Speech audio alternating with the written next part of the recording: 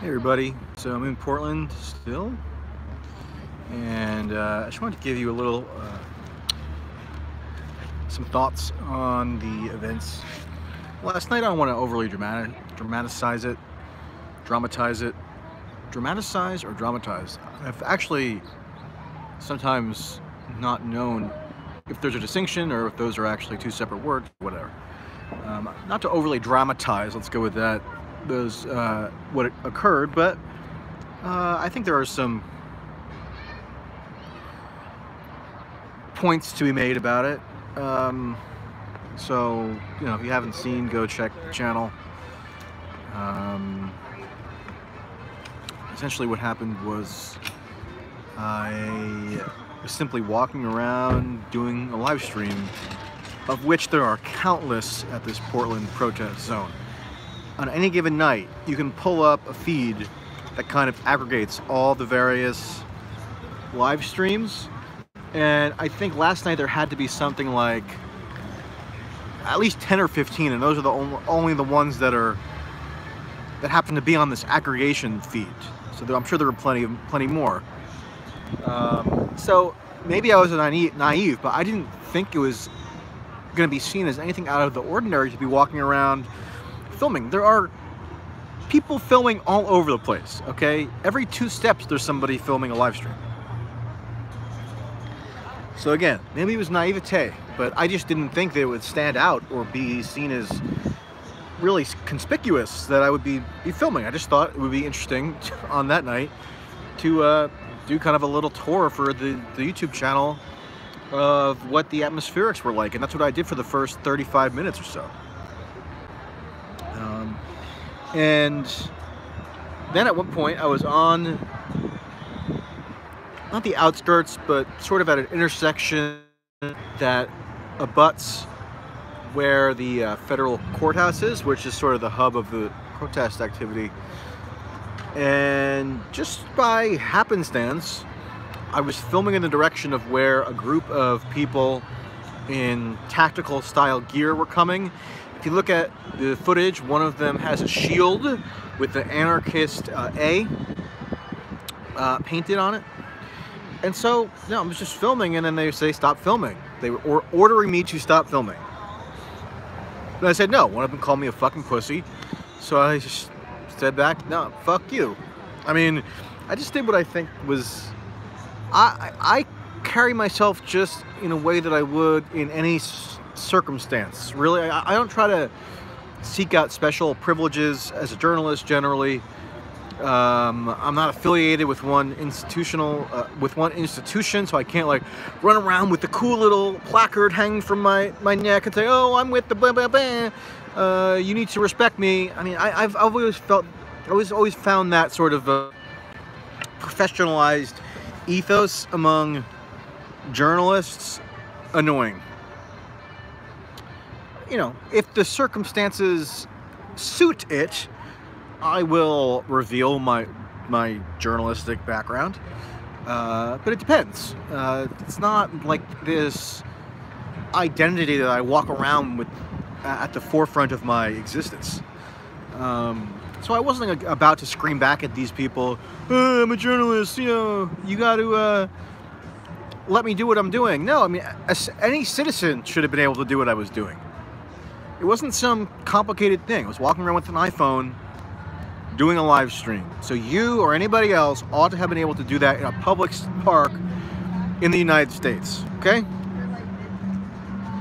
So, playing the journalism card would just be irritating, although I saw people on Twitter today where, they dug up miraculously, they did their, major investigative work and found a tweet from June 1st of mine where I said that journalists shouldn't expect to receive special protections at instances of civil unrest, and I still believe that. I wasn't arguing for any special protections. All I was doing was relaying what occurred.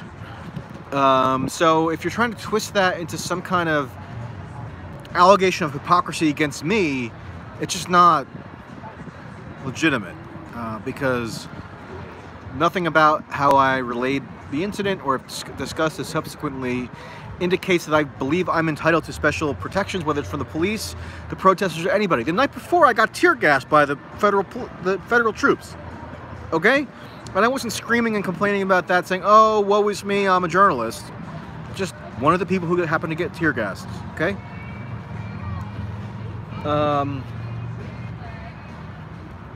Anyway, so yeah, as you could see in the footage, I was sort of confronted by two guys.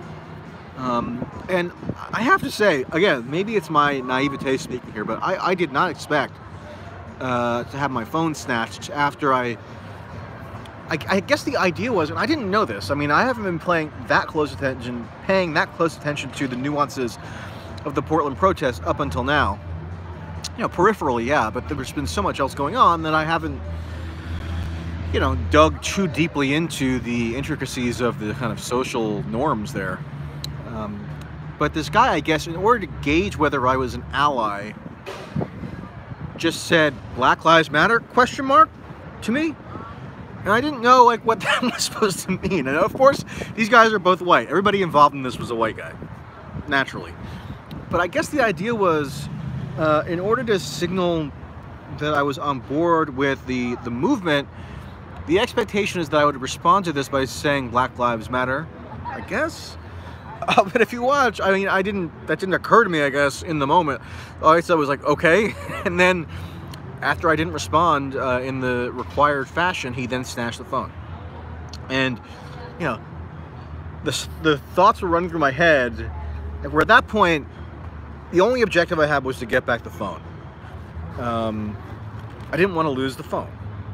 It's how maybe this is, you know, a poor reflection on me, but, you know, our phones contain a lot of private data. They are sort of integral into our day-to-day lives, including, for my purposes, work. So I was willing to accede to whatever his demands were in order to get the phone back. That was just my objective at the time. Because it's not like there's a friendly police officer standing on the corner that you can go and inform about a theft.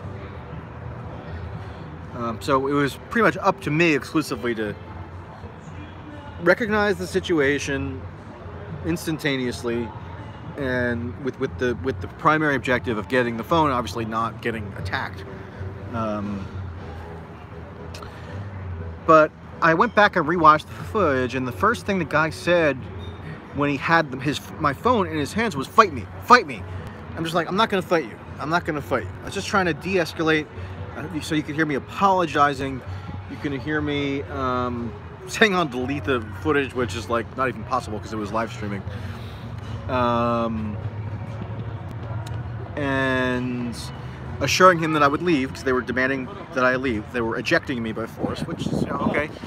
And then, sure enough, he handed me the phone back. I was a little bit surprised that I even got it back. You know, he could have just as easily taken it and thrown it somewhere, you know, whatever. But I don't know. I guess my de-escalation tactic there worked for the short-term goal of retrieving the phone. And then I was walking. They were like, "Get the fuck out of here!" A guy threw some kind of drink at me. People were speculating if it was a milkshake. I don't know. I don't think so. I didn't get a great look at it because obviously I had my attention trained on the path before me to get the hell out of there as quickly as possible. It looked like it was some kind of can. It doesn't really matter what it was, but it was definitely hurled at me, and I got a little splash of it, you know, on my legs. But you know, nothing that horrible. But still, to have an object hurled at you at semi-close range is not the most pleasant thing. And then as I'm, you know, walking away, as I'm telling them, okay, I'm leaving, I'm getting out of here, okay, they were still following me. They were still following me down the block in like an aggressive posture. So I'm like, oh, I'm leaving. What more do you want here? And they're like, fucking run, I don't see you running, get the fuck out of here, blah, blah, blah. So then I start running. I ran like, I don't know, a couple blocks until they were out of my eyesight. And then, you know, as you can see on the stream, I didn't know where I was for a time. That when I turned off the stream, I just brought up my maps, found my car, and got out of there.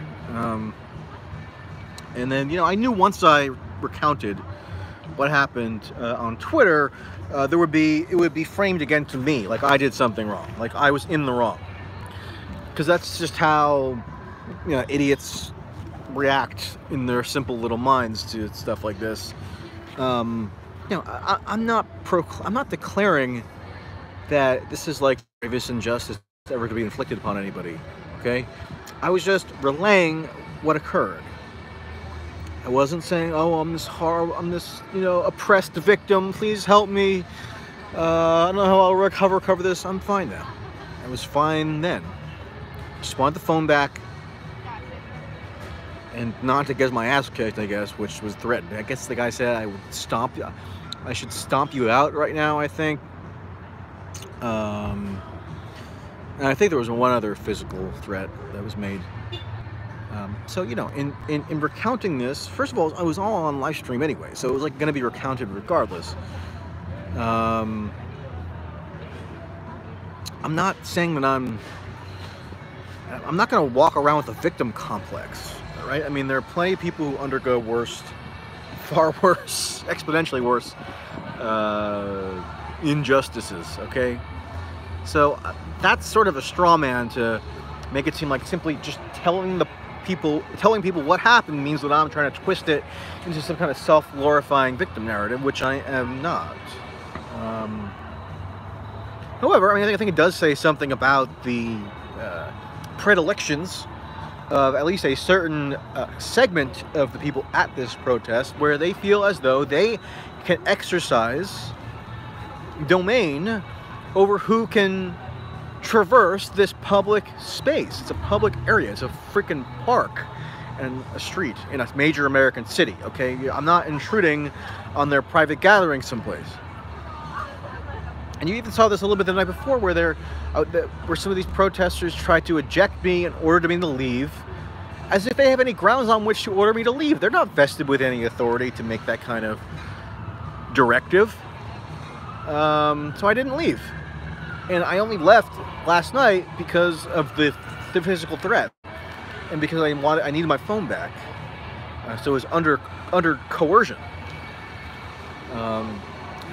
And so for all the online media people who maybe don't like me for whatever reason, fine. I don't care if you like me or not. Actually, I probably prefer that half of these pathetic losers don't like me. Maybe more than half.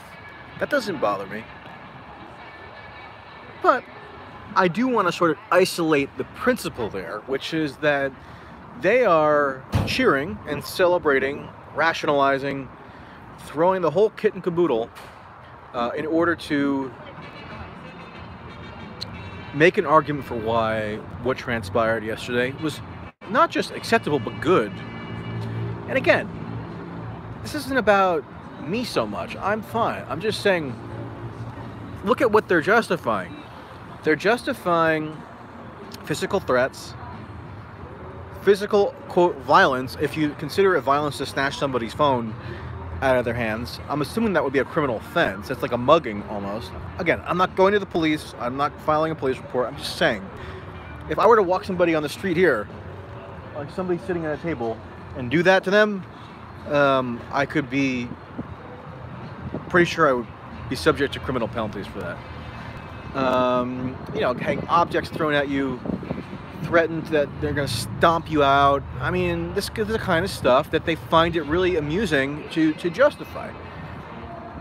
And so that's the principle, that if they have some kind of antipathy toward me as a person, it then enables them to make these other kinds of judgments, which, if established as their sort of operating principle, have a lot of fairly ominous implications. I'm not saying that will necessarily happen, but, who knows? These people increasingly have power and control over institutions in society, not least being the media, which is probably the worst offender right now, maybe the worst, but among the worst.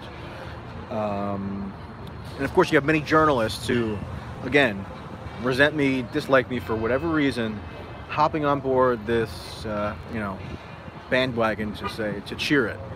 And again, I'm not even saying that I deserve like your pity or your sympathy or your support, or like I need everybody to rush to my defense. That's not what I'm saying. I don't care if they rush to my defense. I don't need it. I can take care of myself. But I do want to highlight what it means for them to be vindicating a principle whereby somebody who enters a public space who they have some issue with can simply be physically accosted and ejected based on the whims of whatever the protesters, quote unquote, seem to be feeling at that moment. Okay? So that'll do it for now. Just wanted to give you a little bit of a, I don't know, an appraisal on my my state of mind, which is fine. I don't know if I'm gonna go back there tonight. I'll have to evaluate. We shall see. And I will talk to you later. Stay safe, stay cool. You know the drill.